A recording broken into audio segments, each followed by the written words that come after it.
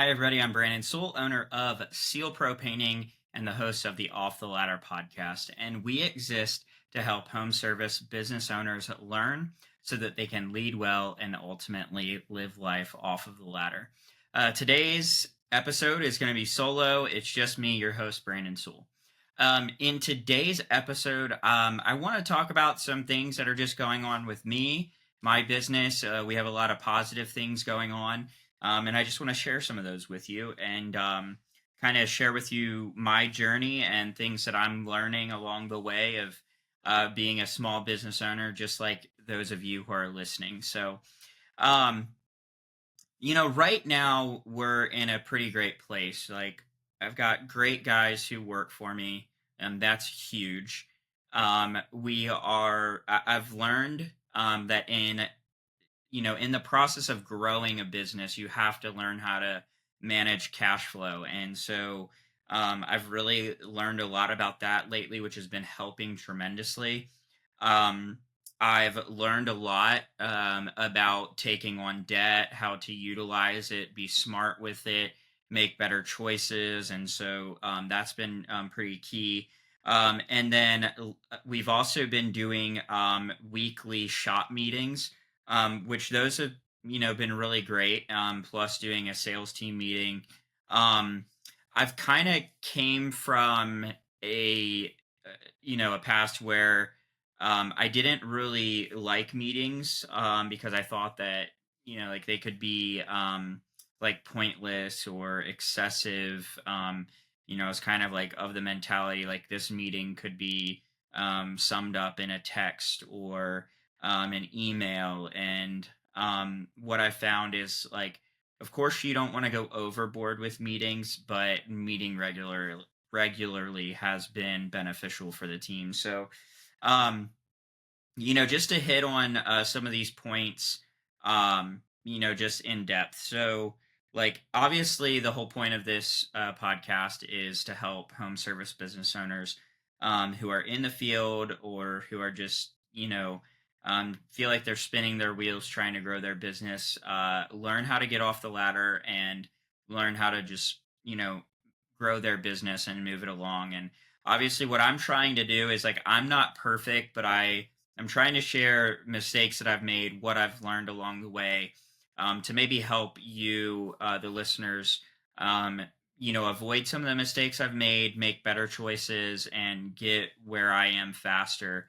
And you know, the reality is like the people that I'm going to be able to help the most. So like if you're listening to this, I think the people I can help the most are those who are like I would say like 500,000, 750,000 or less in revenue. Um, if you're a bigger company than that, you might get some stuff from me, but chances are if you're doing over that, you're probably about where I am or beyond. This is for definitely smaller companies. And um, so anyway, as I said, some of the things I've had to learn are the things that I addressed at the beginning of the podcast. And the one thing that I want to talk about first is, my people. Um, I kind of harp on this over and over again in the podcast, but in order to grow, you have to be willing to let go of a lot of things. Your pride, your ego. You have to let go of the want to control everything, the want or the need to feel like you have to do everything. I think there's a couple things that stop, the majority of contractors from ever growing. And there's two statements.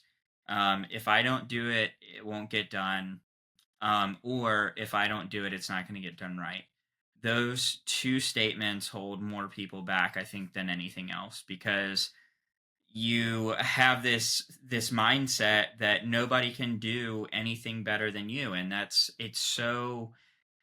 it's rooted in just the wrong mindset. It's rooted in lies. It's not true. Um, there are so many, like, just think, like, there's so many people out there, and there are so many people who can do exactly what you do, and maybe even do it better than you.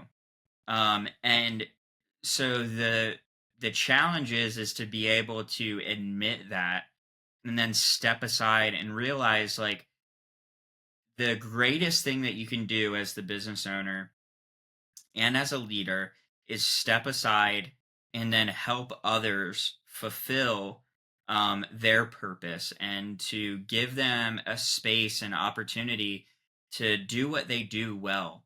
But then, create this culture and this environment where not only are they, walking in their purpose, doing what they're great at and excelling at it, but doing it at a great company that cares about them, cares about their families, and wants to see them learn and grow in their opportunities and their profession. And so, what what you have to do is you have to be able to say, hey, you know what, it's not all about me. I'm not going to be the absolute best person at everything. I'm not going to be the only one who can do this. And then when you realize that and you begin to walk in that, then you can find great people. And so obviously the next step is finding great people. And what I did when I was trying to grow, and I went from like one season in my business where I only subcontracted.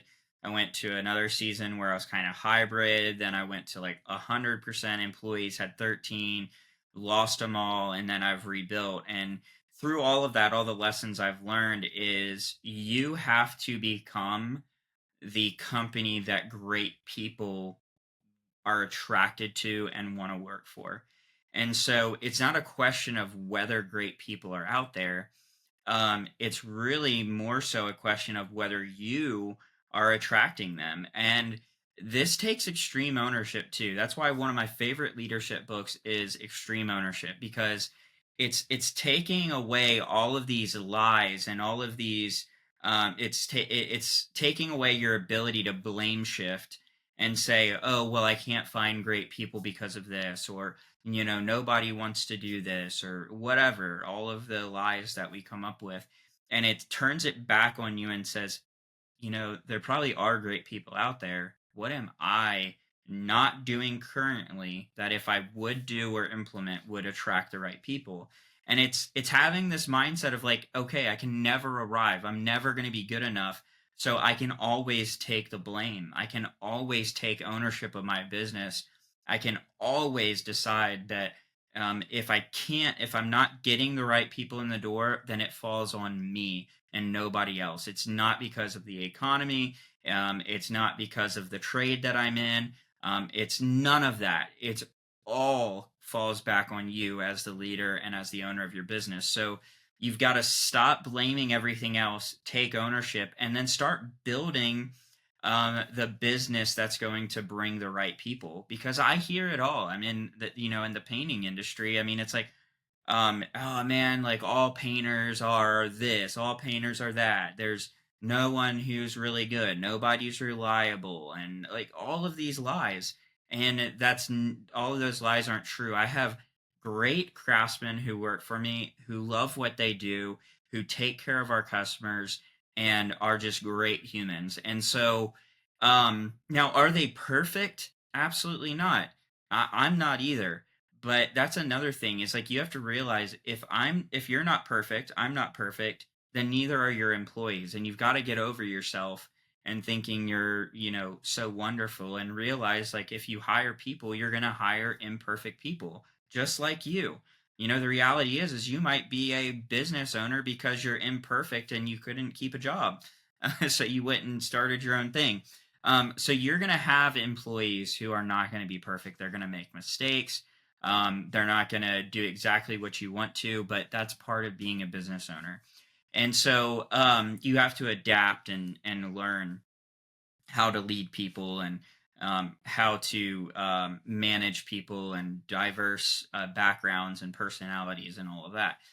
Um, but all that to say is, in order, what I've really found is like, so to get a great team, I had to become that company. I had to, professionalize myself. I had to professionalize um, how we looked to prospects who might want to work for our company. And there, it might sound like silly things, but like having a physical location, whether like I started with an office, just an office. We didn't have a fancy shop, a big shop, or anything like that. We started with just an office, and I was like, I'm going to make this a professional space where people can feel like, okay, this is a professional business. They actually have like a place for me to come to that is a place of business, not a coffee shop, not a paint store, not the back of the truck at a job site, not a customer's front yard. It's a place of business. And then now we have a shop, but it's professionalizing. It's okay, well, we don't just randomly, wing it and bring people on. We have a interview process, an application and an interview process. We have so there's some gatekeeping that happens. So you apply, you get interviewed, and then if you're brought on board, you have onboarding. There's a training part to it, and so it's making that process more professionalized. And I haven't arrived, like that can still get better, but it's better than it was, right? It's not like it before, it was non-existent, and now I've implemented these things. And so it's like having that process for bringing people on board is going to attract A plus all-star people to your team.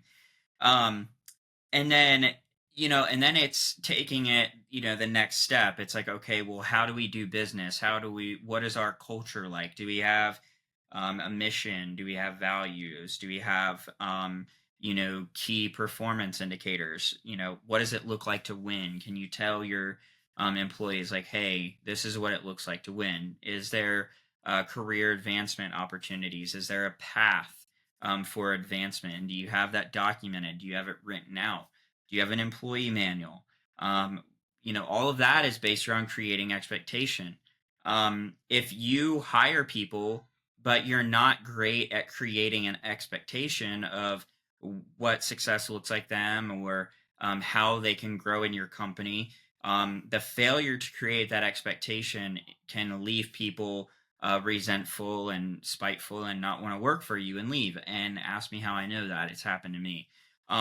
So you have to have all of that stuff. And as I said, I'm not perfect with all that, but I'm working on it, and it's always getting better. And I know we can always improve, but those are things that I did get implemented that have helped. And now I've had better retention. I've been able to grow my team, attract better people, offer great service, and a great product to our customers. So um, those are things that you have to do. Now, the other thing that I'll say with growing is it's very nuanced. Like, I'm not necessarily a numbers guy, so I don't really like digging into the numbers and getting super micro on that. I look at things more like a big picture, and but because of that, like there's challenges that come with growing. Like when you hire somebody, you have to realize like, okay, um, I'm going to increase my workers' comp. I'm going to increase my payroll taxes. If you have company vehicles, you're going to increase your insurance costs on vehicles. Um, you're going to have all of these overhead expenses that go up as you add people. And so you've got to think there's like this balance, like as you grow, producing enough and bringing enough sales and covering all of that. And little hiccups can throw you off. And so like in 2022, I grew. I had a lot of employees, but I didn't know how to manage cash flow. And so that was a big thing that I learned. And so now I'm using credit cards, credit lines, I'm using debt, I'm managing my cash flow better. And it's, you know, you can try to take this position of like, oh, credit cards are bad, I'm not going to use them. If I use them, then it's bad, and you can even look at that like with credit lines or whatever, and you can have this negative view of it, or you can look at it as a tool. And the reality is it's better to have it and not need it than to need it and not have it. So you can have your credit cards and like use them and in small ways, like purchasing your gas, purchasing your material, have a credit line, with your vendors and things like that. But all I'm saying is like, we had 3 jobs that didn't go the way that we hoped they would this year. And so that created some stress financially, in all honesty. And so if it weren't for my ability to like learn about how to manage the cash flow and get through those little like hiccups, those could be the moments that my business really struggles, opposed to learning how to manage the cash flow on like, let's say a month where it's like I gotta, rent unexpected equipment, or I have to buy more material than I expected, or a job takes longer than expected, so there's more labor costs than I expected. So you can't necessarily plan for all of that. Like some things just happen, and you have to know how to get through those challenges. And what I can say is, as you grow, those challenges get more complex. And you have to be able to adapt. You have to be able to manage your money and your finances in a way and get through and adapt and get creative and be smart to get through some of those hiccups. And like I said, it's not a you have to get past the mindset of thinking of it negatively and look at it as a tool. And so anyway, adopting that has been a huge thing. And that leads me to the next thing I talked about. Like we've mentioned how, we've utilized debt. In the past, I've utilized debt and it was not smart. I made dumb decisions. And, I've talked about this multiple times, maybe even the last episode, just how I took on debt, held the debt, the money that I got, and then went out and like financed something, like let's say a vehicle, and then had a vehicle payment, plus I'm paying, even though I had that money, I'm paying debt on both now. Whereas it's like a fear mindset. Well, okay, if I take a business loan and I've got this debt, well, instead of hoarding that and being afraid, go take that money and purchase whatever you're going to need to produce more. And so like going and buying a vehicle that's going to help you start another crew and do more work and take on more work if you have the demand. Like again, this is like doing things smart. Like you don't if you're like sitting at home and you can't figure out how to get the phone to ring, well, figure that out first before you get debt and go buy a vehicle to go produce work that you don't have. But if you have a problem, like let's say you've got an excess amount of leads, like right now, we are way over pace, for what our goal was for leads this year. We're way over pace by like 40 or 50 leads, which it's a lot. And so because we're way above pace, it's like we know, okay, if we were able to convert more of those leads because we have more staff to do so, well, then naturally our conversion rate should improve and our sales will improve. And so it's saying like, okay, well, um, I'm going to utilize debt to go purchase this vehicle that is going to help me produce work, and I'm going to hire the people, and I'm going to now be able to convert more and sell more and grow. And so that's a smart thing. So two things there. Make sure you have the demand for the growth, and then secondly, make sure that if you utilize debt, that you're not like making a dumb decision like I have in the past, like taking on a business loan and then hoarding the capital. Use that capital to buy what you need. And I would say like try to avoid using capital for marketing purposes. Use it for things that are going to be that will produce money, that are going to be cash producing assets, like to me, like if I buy a truck or a van, that is going to produce income. It's income producing. So um, anyway, those are things that I've learned that I'm doing that are helping us to grow. And then, so lastly, we just bought a van, another van, as I'm talking about this, and we bought a car, a cheaper car. Again, paid cash for we took out we have a business loan. We use that money to go pay cash for our new van and a sales vehicle for our sales rep. And we use some of that um, business loan to pay off other debt. So again, it's like we're reducing our cash flow. So if I'm making like you know anywhere between a $300 to $500 payment over here, and I've got this other payment over here. If I can pay off those debts and then consolidate that, now it makes more sense. Like in the past, I've done the opposite. Like I said, I would like take on a business loan and I wouldn't pay off those debts. But this time, it's like I took the business loan, pay off the paid off two debts that I had, so that freed up cash flow that can be used now paying this debt.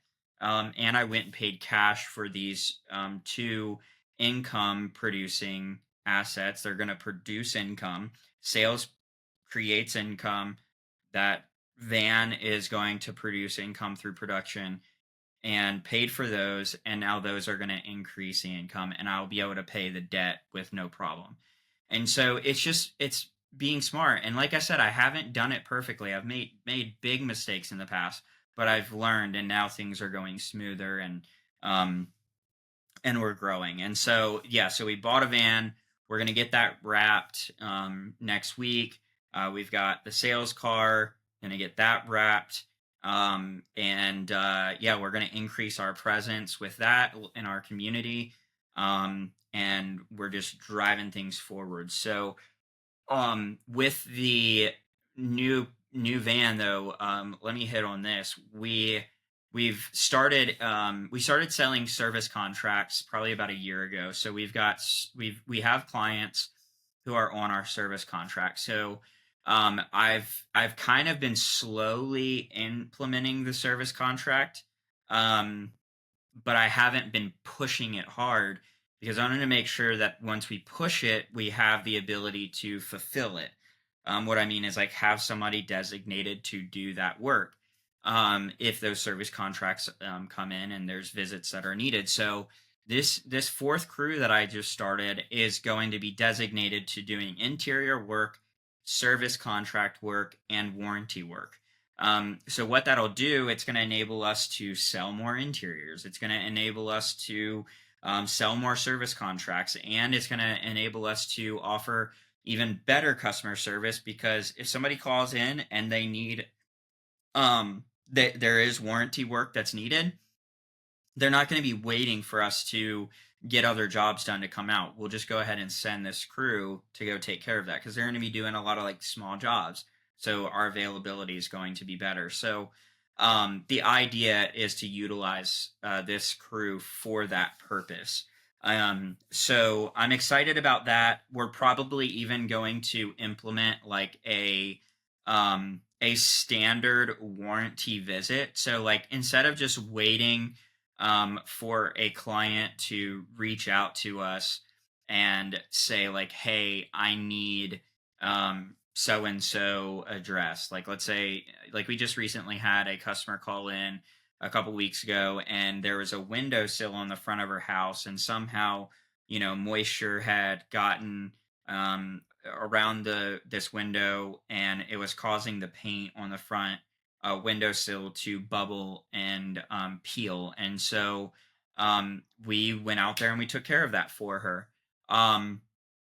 But instead of waiting for people to call us, what we may do just to increase our customer service is start making like it a standard that there's an annual warranty checkup. Like, hey, we painted your house a year ago. We just wanted to call and make sure there's no issues. And if there is, we'll schedule a time to come out and visit and take care of it. Again, it's not trying to escape responsibility. It's taking ownership and saying, like, hey, we want to serve you. We want to make sure that you are ecstatic about the service that we offer you. And we're not going to try to run away from responsibility. We're not going to try and avoid, our mistakes.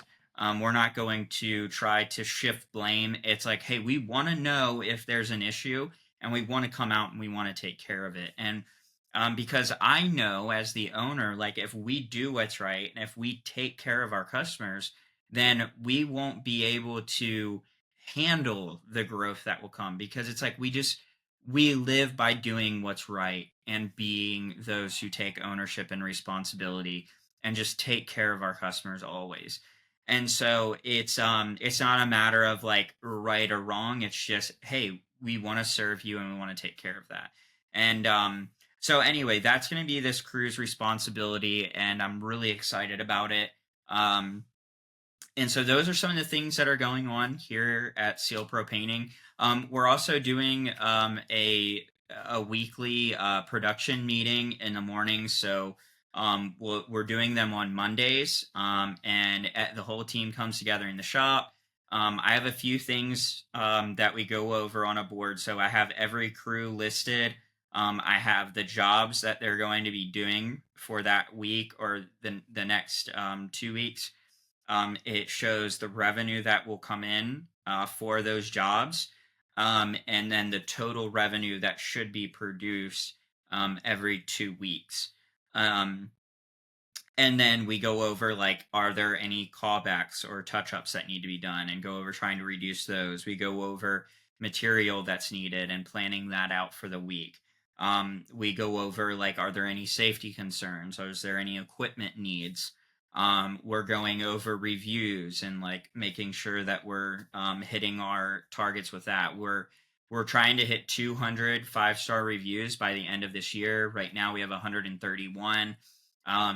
We're averaging about 6 per month right now. So in order to hit our goal, we need to be averaging about 9 per month. We're strategizing on how to do that. We're really just kind of talking about like, hey, what can we do on production over the next couple of weeks to really just, improve and drive things forward. So those have been really helpful. And then we're doing a sales meeting, and we have a board where we go over, first we go over our conversion rate. Like, how is that going? We go over like, what is our average job size? Are we converting well, and are we converting at a high ticket? Is our ticket dropping? So there's correlation there. Like, we need to make sure that our conversion rate is healthy, but we also need to make sure that our average ticket is healthy. We're going over, are we hitting our goals for leads? Are we bringing in enough leads? Are there any opportunities for marketing? We're doing thank you cards together. So we'll sit down and send out thank you cards. We write them out and send them together. We're also so leads, we're going over average shop size. I'm trying to think if there's anything else. Obviously, we're going over our sales goals, and we're going over just like sales strategy, talking about things that we can do to improve our sales process, and just really trying to improve there. So that's been helpful as well. We improved our conversion rate since doing those meetings, and yeah, so it's going well. But anyway, that's everything that is going on with Seal Pro Painting right now. It's good. Of course, occasionally there's the challenges that we face, just like any other business. Like I said, the beginning of this year was a little challenging with some jobs not going as planned. But the thing that would have broken us before, we were able to get through because of some of the things that I've learned over the past 6 months to a year. So anyway, I'm going to bring this episode to a close. I hope you have found some of the information shared helpful. Hopefully, you can learn from my mistakes and learn from some of my successes. And I'm learning just like you. So, this is real. I'm in it. I'm going through it day to day, and I'm just doing my best to try and run a professional company that takes care of its people and takes care of its community. And I'm hoping that I can try to help some of you guys do the same thing.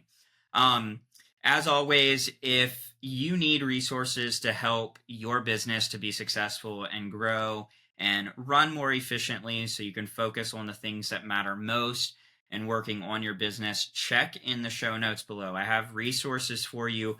They are affiliate links down below, and I do get credit if you use my link to sign up for any of my resources. So please, if you're interested in any of the resources below, please, please, please use my affiliate link so I can get credit for you utilizing whatever resources are below. I would greatly appreciate it.